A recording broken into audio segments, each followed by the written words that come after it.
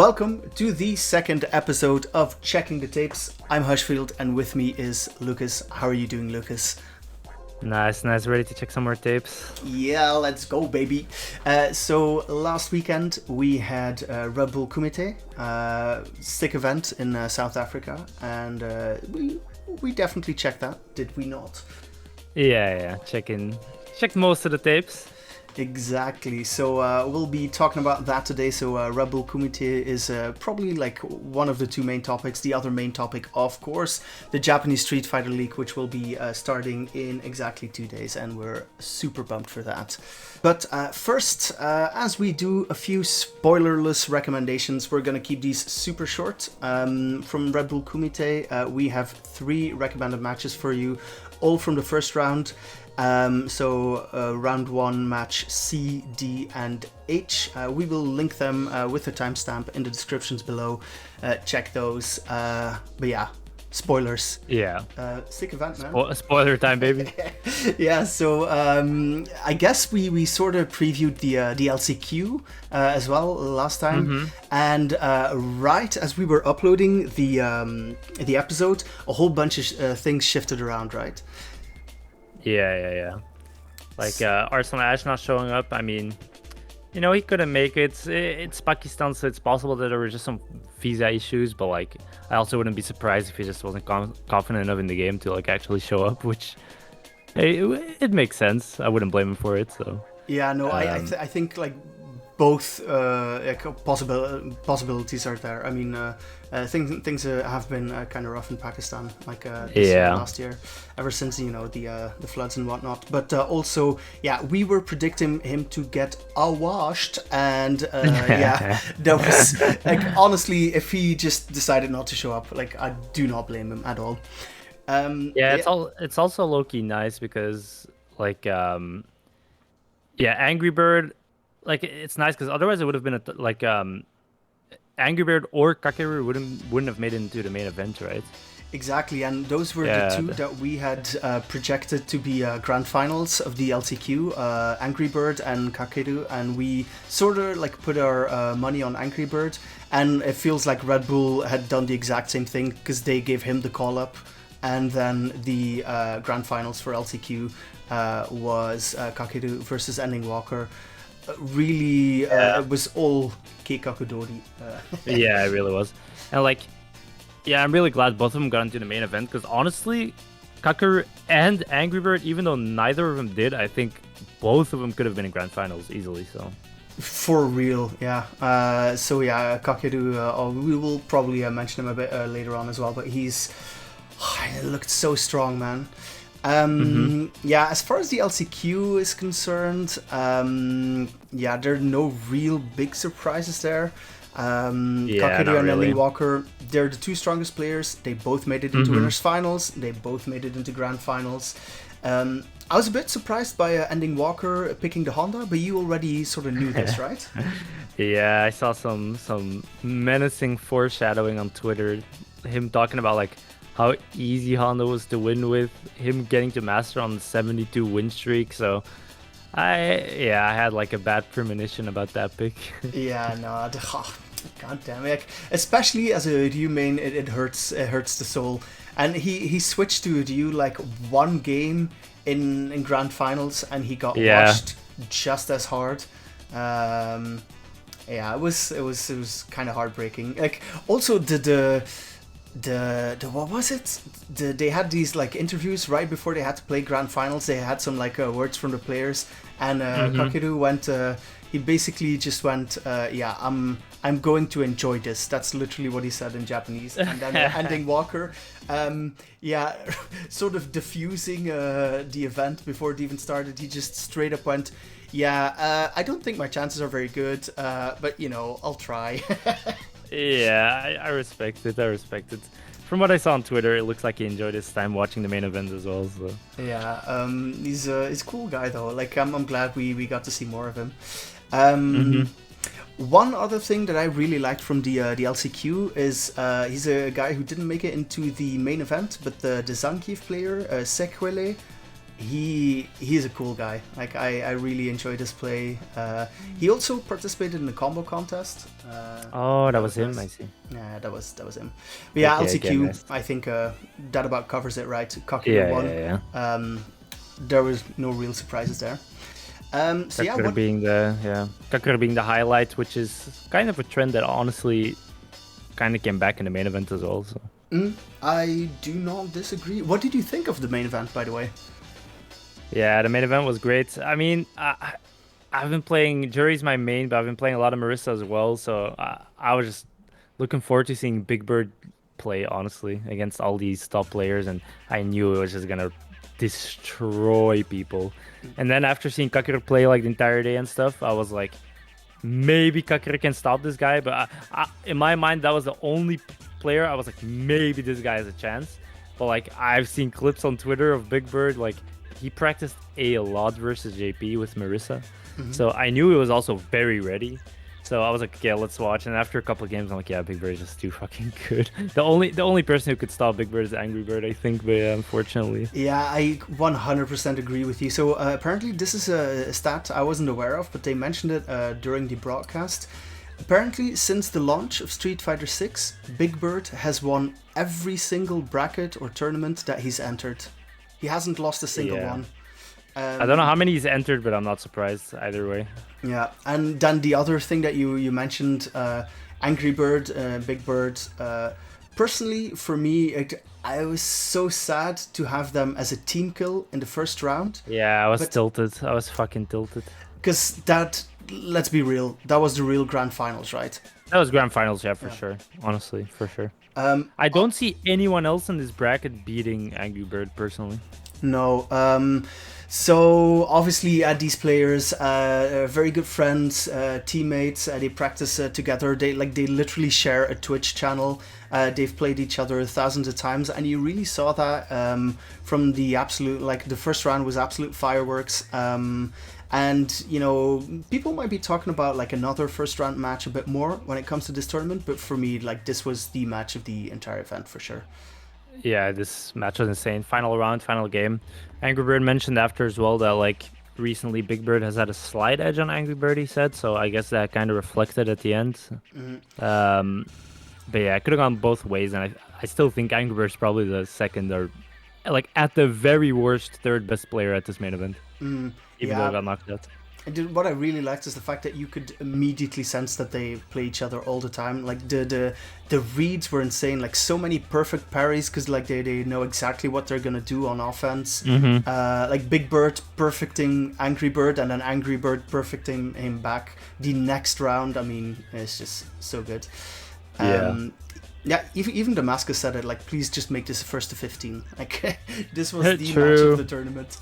But yeah, unfortunately, like somebody has to lose, and in this case it was Angry Bird, and then yeah, Big Bird said, okay, I got you, like I'm playing for both of us now, and then he absolutely tore through the bracket, which, let's face it, Big Bird won a lot by like 5-1.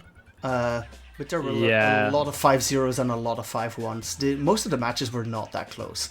It really was like, yeah, he was just so strong. It didn't really look like many players contested his gameplay at all. Like, yeah, he was just way too good. And I think Angry Bird would have honestly done the same to most of these players.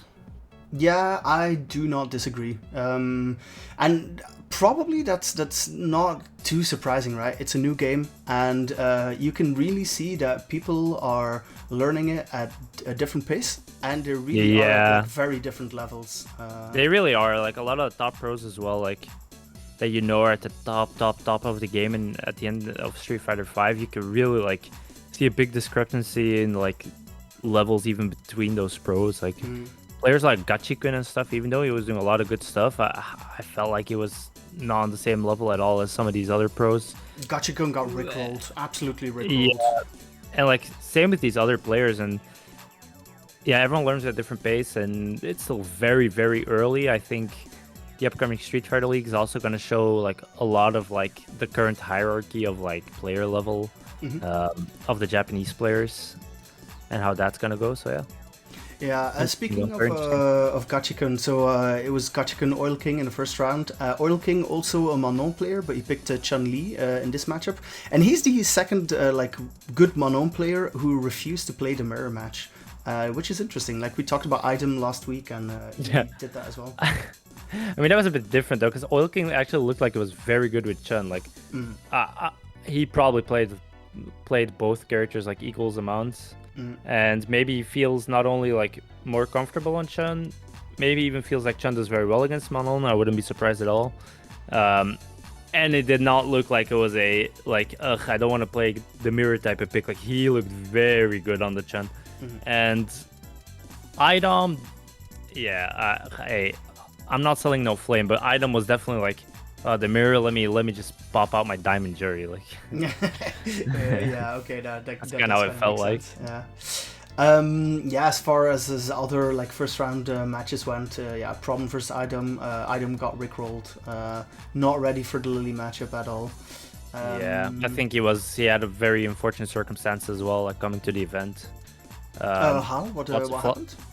Yeah, so lots of flight cancellations. I think he arrived like an hour before he had to play his match. Like, seriously, it was like all a bit much for him. I think he got quite emotional after a loss as well, understandably so, from what I heard. So, not saying how much different the matchup would have been otherwise, but like, I think it was definitely a rough time for him. No, like that sort of thing, it definitely like plays into like, I mean, it's for all intents and purposes, you know, this is like a mental game, right? It's a mind game, fighting game. So if you're not at ease, like if you're rushed, if you don't even know if you're going to make the event in time, obviously that's going to affect your play in a very big way. He definitely had some setbacks. So hey, it is what it is. But yeah, it's still nice to see the Lily from Problem X doing some work. Yeah, I like that. It's odd, like, probably I don't really have a good read on the kind of characters that Problem plays, but I was surprised that he picked Lily in 6. A bit same, but near the end of the game he played mostly Alex as well, so I guess I'm not that surprised that he can go to like these type of characters. But I was definitely a bit surprised. Makes sense. Now, you mentioned that, like, for instance, Idom being a bit emotional after the game. There's one thing, so the Red Bull Kumite event, I thought production was great, really polished. I loved, you know, the overlays, the jackets they had. They really went ham on the, like, the commentary. Like, I feel they were a bit overstaffed, perhaps. So there's, like, a lot of people on commentary, a lot of people hosting. But the fact that the players are forced to post-game interview, Pepe left. Yeah, like they are interviewed, but like immediately after the loss. Now I get, you know, in traditional sports, you know, football, basketball, like these people, even if they lose, they still have to give, you know, interviews and press conferences. But at least they get to take a shower first. Like these people, like they lost, and then like straight into like, oh, let's ask you some questions. And yeah, that was not a good look, I thought. Some of these interviews. I saw some varying opinions on Twitter as well. Like some people, I think a lot of people share our opinion where it's like, I mean, it's just not that entertaining either because the reactions are never going to be like actual good content anyway. It's just going to be like sad or cringe because they just lost. Like even if you're a very mentally composed player, bro, you need some time. You need to collect yourself, think. And like there was also the other side where they're like, yeah, we want to see these. This is content. Like I know Rob TV, the person who did the interviews, was very defensive about it. Not in a bad way. He was just like very like. He definitely believed that it was a good thing and it should stay. But yeah, I personally didn't like it either. So. Yeah. Yeah, as far as the other first round matches go, so you had Mono versus Mr. Crimson losing in first round again. Like this man is gonna have another chip on his shoulder. Like he's gonna grind to like 1 million LP at this point. Yeah, hey, I forgive him. Dalsim's a fucking menace. Like I don't know. I played a bit of Dalsim for a change in this game. It's so hard to win, man. Yeah, no, that's I agree. I feel like it's way harder than in 5 actually. Yeah, but he still played well. That was a good match. Yeah, and Mono, you know, taking the win, I was a little bit sad that Mena couldn't make it, because I think at this point in SF6, if anybody could have stopped Big Bird, it would have been Mena, I feel. Yeah, like, I have no clue how he would even do. Maybe he'd get washed the same way, but, like, it's the only player from the West that is, like, I wonder how he would do against this. That's, like, might actually have a chance. It's Mena at this point, right? So yeah, I hope they meet at Evo or something like that. That'd be sick. Evo's gonna be wild. It's already gonna be a different game at Evo. Like it's only 1 month in now. At Evo, we're gonna be like almost like 3 months in, right? So like that's literally three times the amount of time like that people put in so far. It's gonna be like an entirely different game. Maybe there's gonna be new gods by then. Who knows? Yeah, let's hope so. Yeah, speaking of some of the old gods, Leffen versus Akainu, you watched this match, right? Yeah, Leffen. I mean, he's not a Street Fighter player. Who can blame him? Yeah, still Akainu looking extremely strong. Like, can we just mention, like, he dumpstered some people. Like, his guile is looking polished. Very scary. When I fought him in ranked, he was still on the DJ, and he mentioned in one of the interviews at Rebel as well, like he mentioned that he was on DJ first for a long time, and then he decided that even though he thinks Guile's a bit weaker than DJ, he thinks Guile just fits his playstyle more. He's a legacy Guile player, who can blame him? So he said that like he still thinks he'll do better on Guile, even though he thinks DJ's a bit better. But when I fought him on DJ, he was already a menace, and like, yeah, him being back on his on his preferred Guile, his legacy Guile, so to say. Yeah, as we all saw, that's scary thing. Yeah, alright. Then just to, briefly rush through these other round 1 matches. Yeah, we don't need to mention every match. No, but yeah, like actually we're not mentioning almost any of the matches outside of round 1. Why? Because they were basically all raffle stomps. They're like, I'm sorry, like, yeah. I really enjoyed the tournament. I thought it was a great thing, but the matches were not that good, other than some of the round 1 matches, That's also definitely a result of like it being this early in the game. As we said earlier, a lot of like discrepancy in levels, so some matches are just kind of a mismatch, some are not really. Like the last match in round 1, Tokido, right, against the South American player, I think this was kind of maybe to some players an upset. To me personally, it really wasn't, but like people who are maybe not like as helicopter parent on these Japanese scenes, but I've been a bit surprised that the South American player, first of all, who played very well, very clean chump play, beat Tokido on the Ken, but like I think more experienced players and players who kind of know what's going on realize that Tokido, he needs a bit more time, kind of like Daigo in a way where it's not that he doesn't learn quick. I think he just hasn't put in the raw time. He's been very busy. Exactly. Tried a bit of Modern Luke, only started playing Ken very recently, and he's just very inexperienced still. Not to take anything away from Jabim's play, he just outplayed. He won. He played very well. But yeah, we know Tokido at the end of Street Fighter V. I don't think I've seen anyone between all the top pros this dominant against other top pros as Tokido was at the final Street Fighter V tournament there at Street Fighter League Championship. Yeah, the Topanga Championship. Sorry. So yeah, I don't think anyone needs to tell you that like he will be there. Yeah, and just wait until Akuma's out. He's mentioned as well. Once Akuma's out, he is going to be a menace. Man, I'm getting goosebumps just thinking about Tokido on Akuma again, because he was definitely in a bit of a cheater, a bit of an adulterous relationship ever near the end of SF5. But yeah, Luke does you like that. Yeah, so Jabi, of course, representing the hometown South African scene, and he.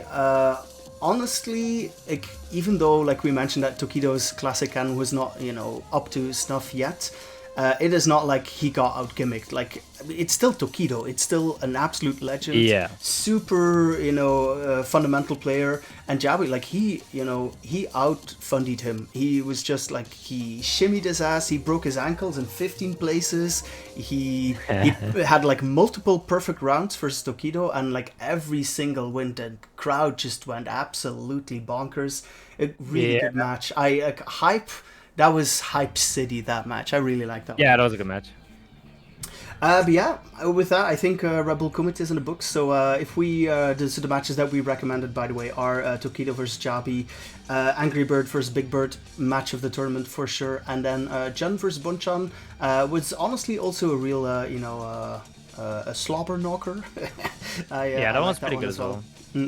I definitely think, other than that, like I was looking at Kakeru right after being so dominant in LCQ.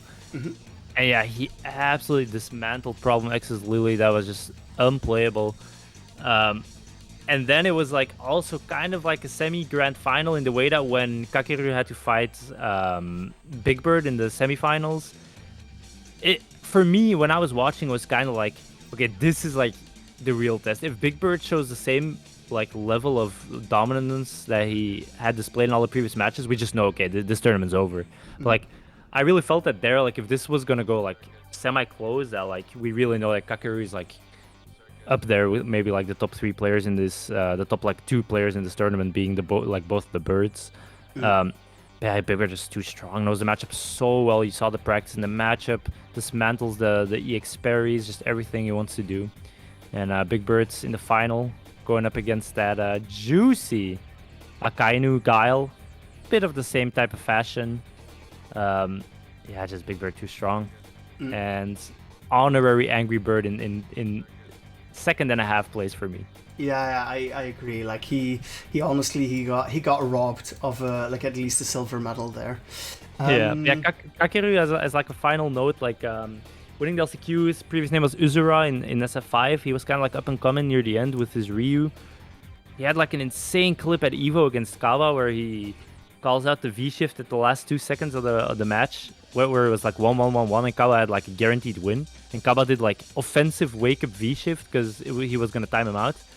And Uzura, like, so Kakeru calls him out, wake up forward dash into just heavy DP to punish the V shift, actually wins and knocks Kawa out of pools. And back then he was kind of a nobody, but it was a little sparkle of light for the future to come.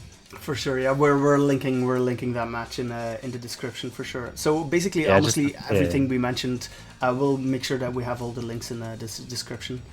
Yeah, I agree. Those are some that is some good play-by-play of the bracket. One final thing though, they had a combo contest at the Red Bull Kumite. How did you feel about that? It was cool, but like, okay, I love combo contests first of all because I've seen some sick highlights in Smash Bros. Even though I'm not really a big fan of the game, and even in previous like games, like anime games, I've seen combo contests that were they're just so interesting. I love them, but like this one was still a bit too early. Not in the way that too early into the game. I think they just didn't give players notice. Maybe they asked like the day before, like we're gonna do combo contest tomorrow. Like which one of you thinks has a cool combo? Who wants to join? And like.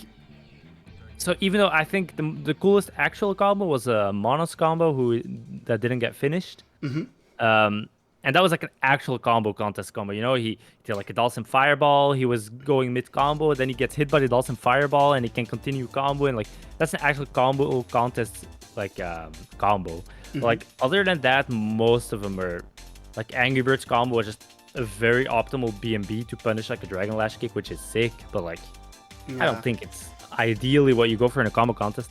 And also at these other events that do these type of contests, often they're not even pro players. It's like people who have just been practicing this insane combo in training mode that they found, like just signing up and are like, I'm ready, I got this. Like I've been cooking something up at home in the lab, and like I really loved it. I think it was a bit underwhelming, but like as a final as kind of like I hope they bring it back at other events with like I 100% agree. Like the thing you mentioned, like this is true for like many of these contests, right? Like even in basketball, like the NBA dunk contest is okay, but like the best dunk contest, like best dunkers, they're not NBA players. Like almost none of them are. They're professional dunkers. Yeah, exactly. And like two more things about the combo contest. So obviously, Sequele, he ended up winning with a Zangief combo of all things.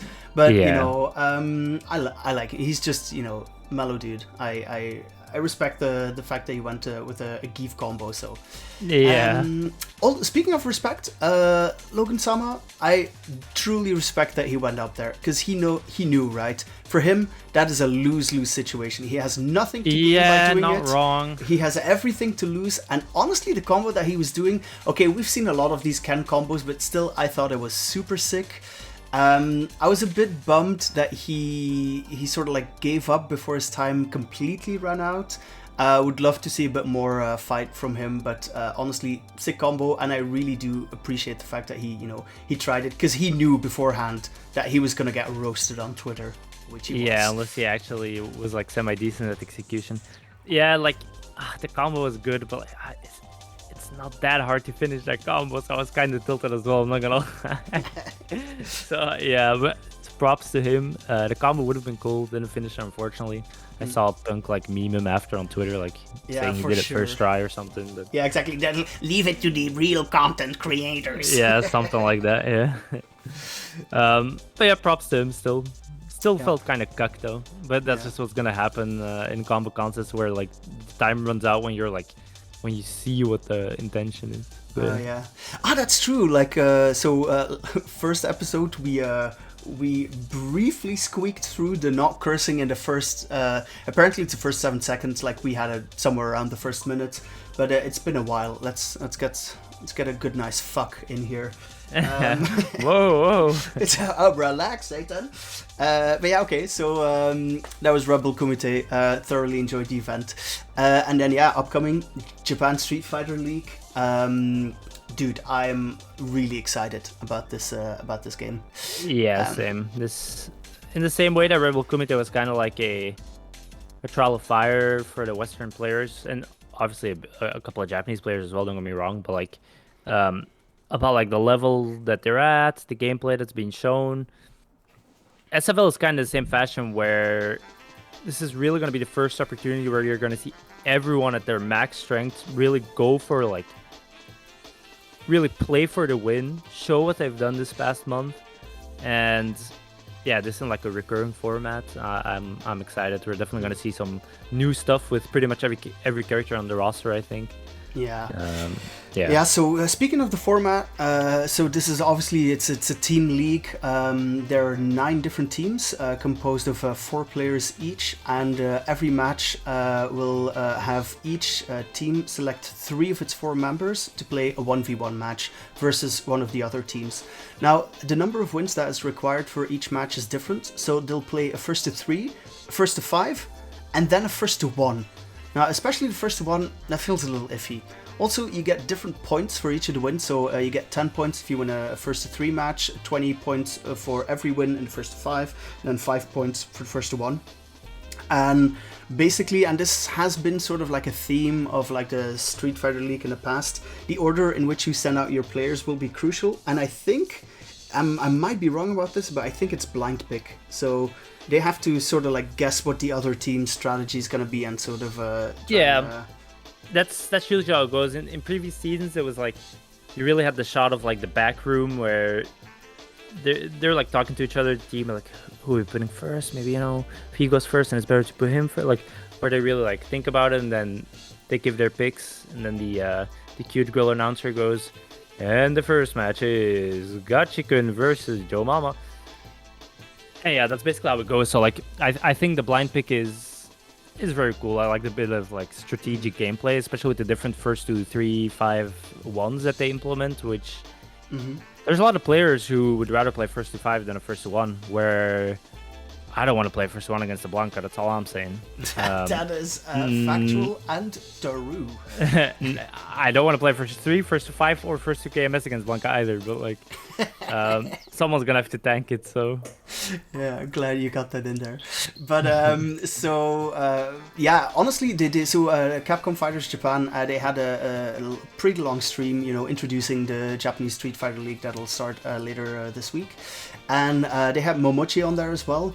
And he mentioned that, like, I mean, by the way, Momochi's team, Shinobism, super stacked, right? It has Momochi, okay, Yamaguchi, maybe some of you haven't heard of him, but then, what is it, Fujimura? And and Johnny. And Johnny, like, that is a stacked team. And he was saying, honestly, my team were all super nervous about it. Like, he said that they were very nervous about, like, the first phase of the SFL.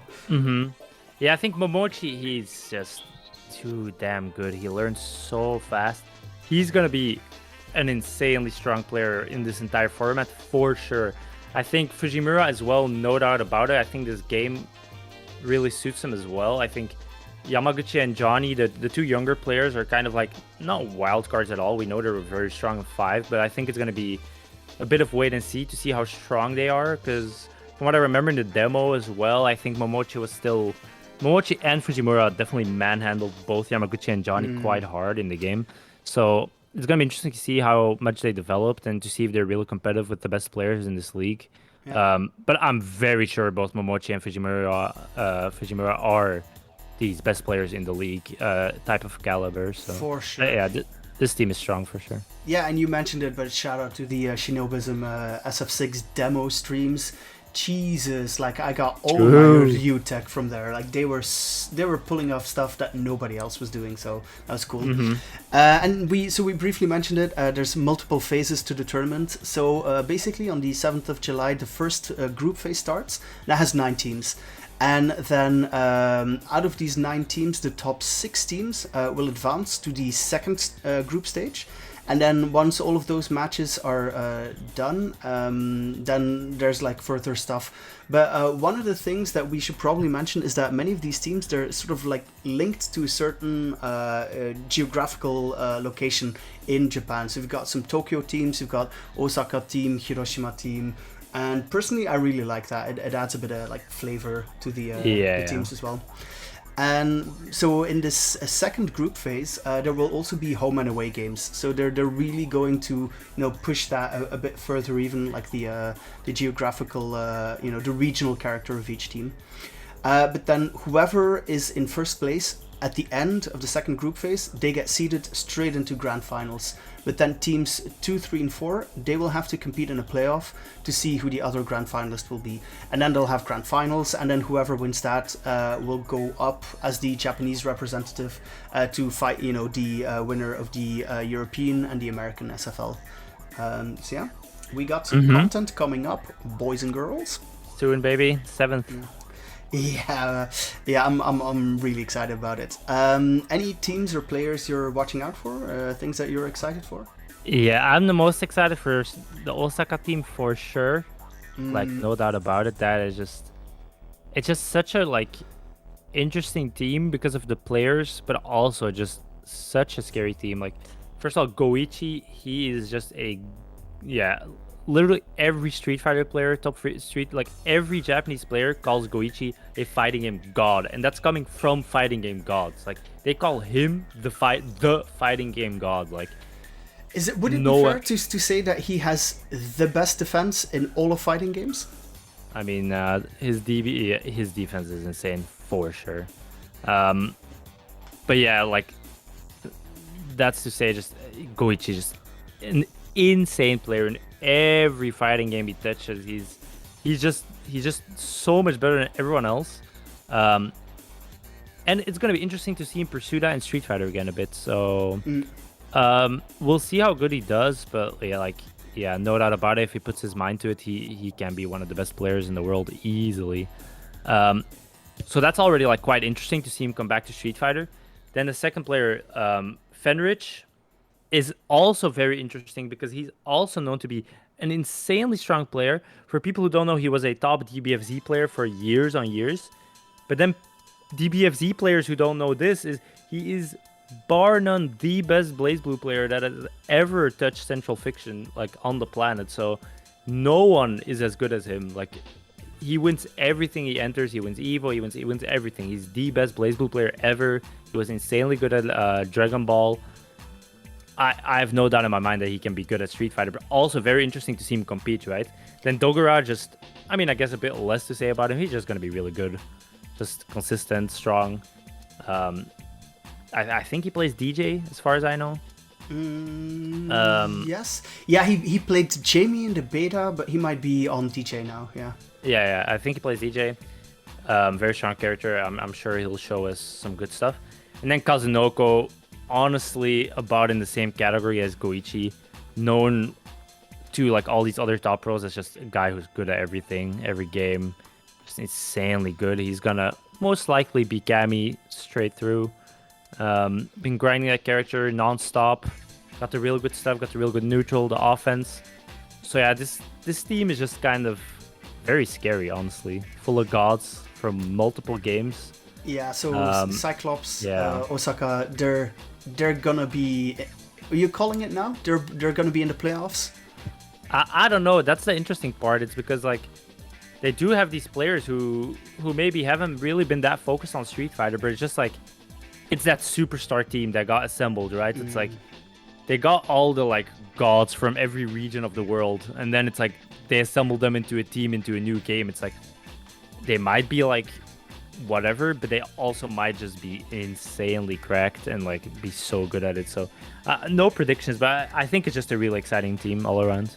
Yeah, okay, I really agree with that. I think like for me personally, yeah, but also for like the regional thing, I'm a Tokyo Ningen, so I'm gonna go with the FAV, like, you know, Sako and Tokido and Bonchan on one team, and then, oh yeah, by the way, that fourth one, Ryusei, very respectable player in his own right. We did mention, you know, that Tokido, he's not really found his footing yet on the classic end. But personally, I like that, because this league, it's gonna run for, you know, multiple weeks, multiple months even. Seeing Tokido improve from week to week, that is something I'm really looking forward to. So yeah, I'm sure he will as well. And Sako, you can't help but just be excited to watch him play. I haven't really watched his streams much. I'm not even ready. I know he's been playing a lot Chun-Li. Whatever he brings out, in one match, you will see things you have never seen with that character. And that is things I can only say about like Sako and maybe here and there like one or two people. But Sako is, for me, he will always be number one. He's always the innovator. He finds the optimal stuff that no one else finds. It's a thing, right? The Sako combo? Sako combos are literally a thing, because he was doing Kami combos in Street Fighter 4 that just no one else could do. He's on top of being insanely creative and always finding the craziest setups and combos that no one else finds. He has the incredible execution to back it as well and just execute those like set combos. So even though I'm not that excited to watch Tokido and Bonchan, even though I'm a huge fan of both players, I'm just really excited to see Sako play. Yeah, well, let's hope they give the old man some reps there. Yeah, and then maybe not like just teams, but just player wise. Quick mentions. Shuto in there, like the number 1 rank Marisa on modern controls. So I'm looking to see how that goes. I'ma call it. He went to he got fucking he got Yeah, don't just go for it. He got swayed by the fucking VTubers. That's what I'm saying. Really? Bro, okay, listen. He was top 1 in the world. Yeah. With like he was like 37k LP. That was like first place, like week 1, whatever. He was playing classic Marisa, absolutely showing the potential of the character that no one else was like seeing yet, except for maybe Big Bird in the dungeon of his basement. And like the old basement dungeon. Yeah, he was shredding people apart, you know. And then there was this thing called, I forgot the name, but it's the cup with all the content creators and VTubers where they did the tournaments, the JP. Oh yeah, it was like the Japanese tournament that single-handedly, like the VTuber stream, it like out Footseed's CEO mainstream on Twitch. Like I have twice the viewers. It made it so, bro, literally it was like 8 different streamers, all with like 60k viewers, like streaming Street Fighter 6. Like Shudo was actually coaching one of the players there, a very big VTuber once again, and he would go on her stream and coach her for like 1 to 2 hours, show her some new stuff. She was very new to the genre, so she was playing modern Marisa.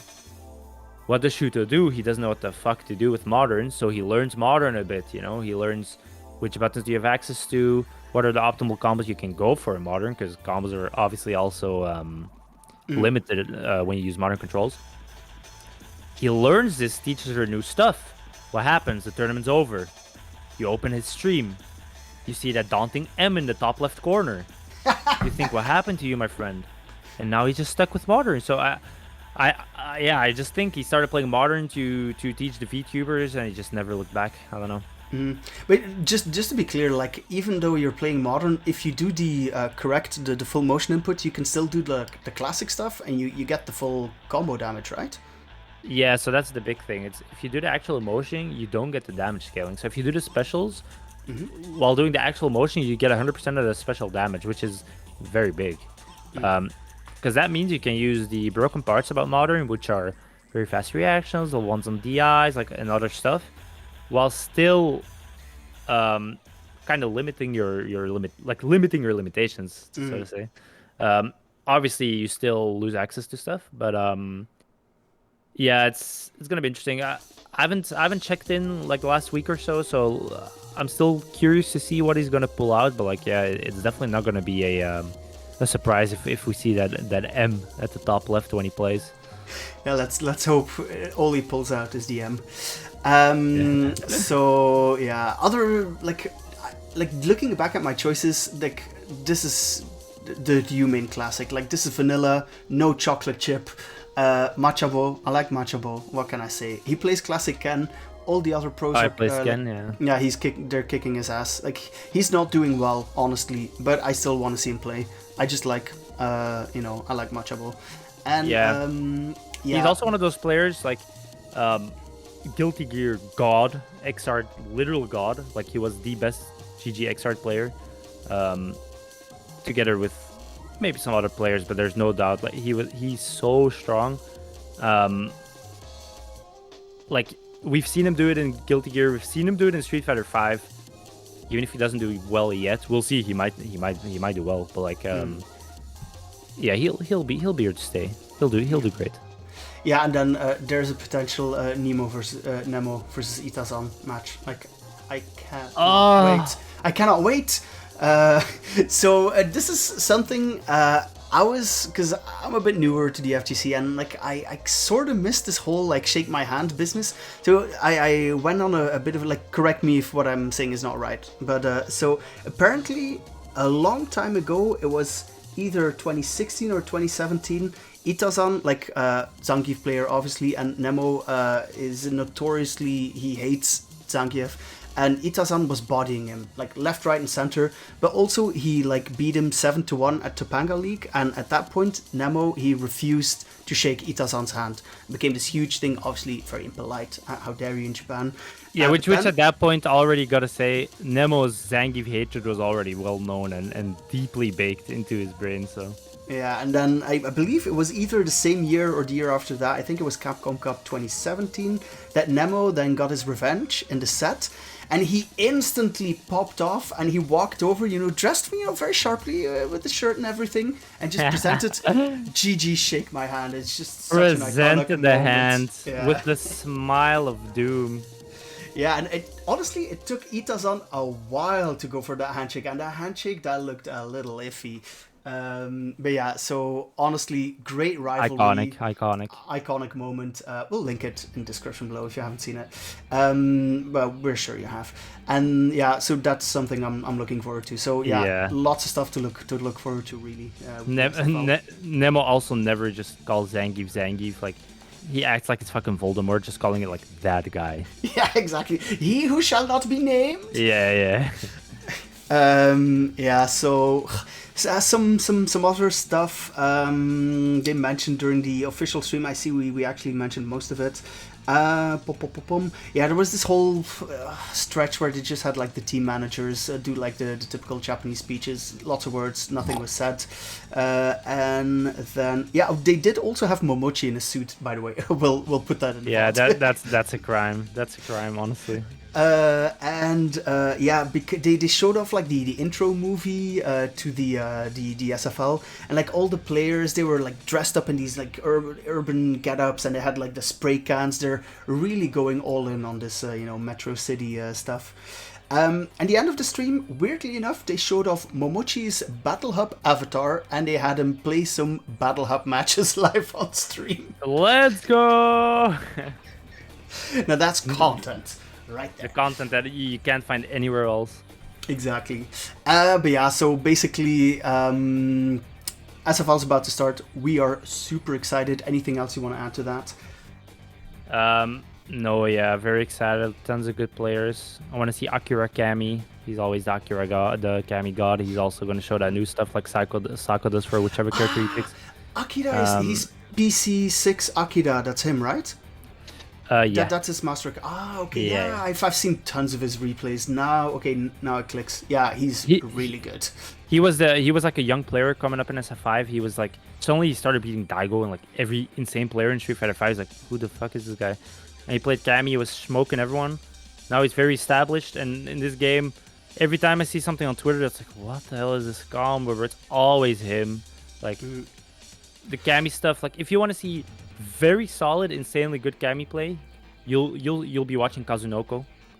If you want to see insanely strong Cammy play, but you're also gonna want to check the most insane conversions, the possibilities of the character that you haven't seen even on Twitter, is gonna be the Akira match just to check for sure. Yeah. Also, like on his team, Torimeshi, a very strong Dalsim player, if I'm not mistaken. Yeah, and Bambaban as well is kind of like in the same boat as like Fenrich and stuff, where Bambaban is like also kind of considered like like just a talented guy. He's just good at all these fucking arcade games. He's just insanely strong. It's KB now. He was previously called Bambaban. Very strong GG player. Very strong whatever game he wants to play player. Is gonna take a shot at Street Fighter. We'll see. Leffen got at very other like different games. It's a simple fact that if you play against players with 25 years of experience, you can be very talented. It's going to take a bit to catch up. So I can see him do it. I can see him hang with the best players. But like that's going to be an interesting player for sure to watch. KB, I do have to say, very idle name. Yeah, true. We mentioned Dalsim.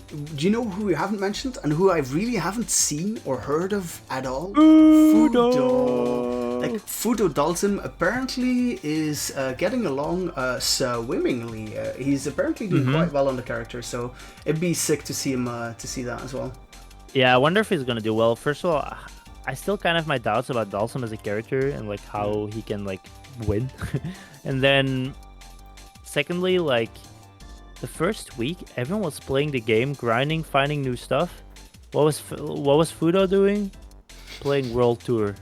Like, my man is a family man and a half, so I'm quite curious. I think he's Fudo. He's just an absolute god.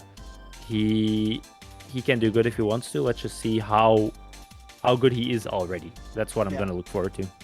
Okay. Yeah, and then maybe the biggest thing that we haven't mentioned yet is the one who's missing. Daigo's not in. Diego Tortilla? Yeah, Diego Umejuárez. So you know why, right? Could you explain to the people why is he not in? I mean, when like this was the big announcement when Street Fighter League got announced was like the roster, right? So this roster got like made public, and even the players of the teams that were in their own team were like, wait, Daigo is on none of the teams. And even like bigger than just talking about the teams, first of all, was like, why is Daigo not in here? Like, where's Daigo? Like, everyone's talking about that. Like, that's just the type of influence he has over the community. It's like, no one was talking about all the teams, even though there's some crazy teams in this. And by the way, after this Daigo stuff got cleared up, it's like, everyone just talked for weeks on end about like how the teams, who's every team gonna play. Like, so it was a very big talking point. But first of all, it's like Daigo was almost had to hold a stream and explain why he wasn't joining press conference. Yeah, explain yourself, buddy. Yeah, having said that, it was just him in training mode and just someone asking in chat, why aren't you in? You know, but it was a big topic though.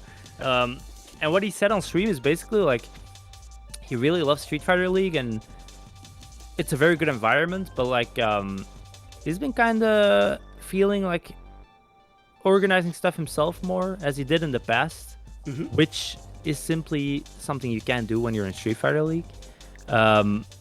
So, and then a second point he also added is that if he's in Street Fighter League, it kind of limits you from practicing with all these other top players in these other teams because they're your opponents to win very, very big amount of money. Which kind of limits his training chances as well. So he also added that, like, yeah, he'd kind of just prefer to sit this one out, train against all these players of all these different teams, because he's not in the league, so it doesn't matter. And also maybe look at organizing his own events and enjoy the new game. That's such a Daigo thing to do, honestly, now that you mention it. Yeah. Also, now that you mentioned that, like him, like training with these other people, him training other people as well. Otani's the guy that Daigo trained to play Akuma for like the first attempt that he was going to play against Aikido, right? That's how that happened? Yeah, the first thing I saw of Otani was like in Street Fighter 5 where Mago did like a lecture about offense in Street Fighter 5. And it was with Otani Akuma going about some like high level concepts. But Otani is like a name I've been seeing on Twitter a lot, where he does this like Twitter almost like series where he does like character like countermeasures against the character, how to beat like common options of a lot of different characters. So he just shows a Twitter clip. He's like, this is what this character often does. This is how you can beat it. And he shows some like nice punishes with sometimes various characters, sometimes just with Ryu. So yeah, I think he's been really invested in the game. And I'm looking forward to his play. Yeah, I'm same. Although he will not be in the SFL. But yeah, I think dude, whenever we talk Street Fighter, we tend to go a little ham. I think this has been going on for quite a while. We'll probably call it here. We'll be back soon enough once the first footage drops from the Japanese SFL. Lucas, anything for the people at home? Watch SFL. Japan is superior. GG's.